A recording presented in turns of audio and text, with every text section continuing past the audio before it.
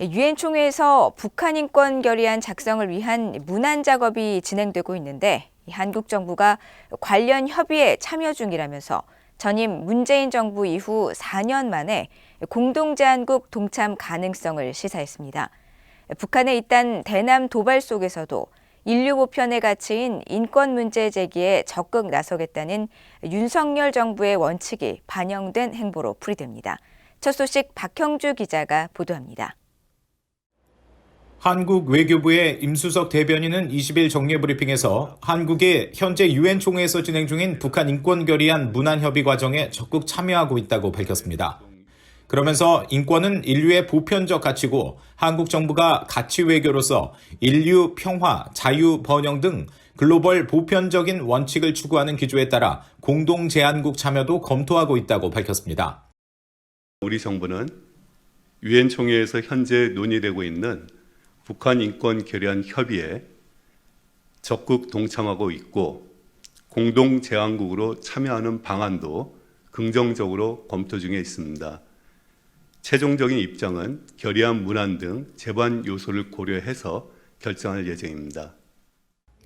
북한 인권 결의안은 매년 유럽연합 EU가 만든 초안을 주요국이 회람한 뒤 문안을 협의하며 유엔 총회 산하 제3위원회를 거쳐 연말에 유엔 총회에서 채택하는 단계를 거칩니다. 한국은 2008년부터 2018년까지 북한 인권 결의안 공동 제안국으로 참여해왔지만 문재인 전임 정부 시절인 2019년부터 지난해까지는 불참했습니다. 문재인 정부는 북한과의 직접 협상을 선호하면서 북한 인권 문제를 회피했고 오히려 인권 문제를 거론할수록 문제 해결을 더 어렵게 만든다는 인식까지 있었다는 평가가 나옵니다. 북한 인권 문제 자체를 제기하는 것이 북한과의 협상이나 대화 과정에서 걸림돌로 작용할 수 있었기 때문에 문재인 정권은 공식적으로 이 북한 인권 문제를 국제사회에 제기하지 않았고 오히려 북한 인권 문제를 거론하면 할수록 북한 인권을 개선에 도움이 되지 않는다라는 인식이었습니다. 이 때문에 지난 2019년 말 일부 한국과 국제인권단체들은 북한의 불법 행위를 눈감아준 것이라는 잘못된 메시지를 줄 수 있다며 문재인 당시 대통령에게 서한을 보내기도 했습니다. 북한 인권 결의안은 법적 구속력이 없지만 국제사회가 북한 인권 개선을 위해 한 목소리를 낸다는 점에서 의미가 있으며 북한은 자신들에 대한 인권 문제 제기가 최고 존엄과 체제를 흔들려는 의도라며 민감하게 반응해왔습니다. 북한이 최근 9.19 군사합의를 위반하며 포격 도발을 연이어 일으키면서 한반도 긴장을 끌어올리고 있는 가운데 한국 정부의 북한 인권 결의안 공동 참여국 제안을 핑계 삼아 북한이 도발 강도를 높일 수 있다는 전망도 나옵니다.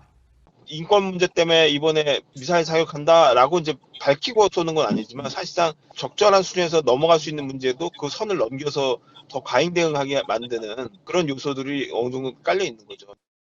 한편 김성 유엔 주재 북한 대사는 19일 유엔 총회 제3위원회 회의에서 국제사회에서 인권에 대한 문제 제기는 인권과는 아무런 상관이 없고 정치적 목적을 달성하기 위해 제기된다고 주장하면서 유엔 북한 인권 결의안 상정에 앞서 반발 태도를 드러냈습니다. VOA 뉴스 박형주입니다.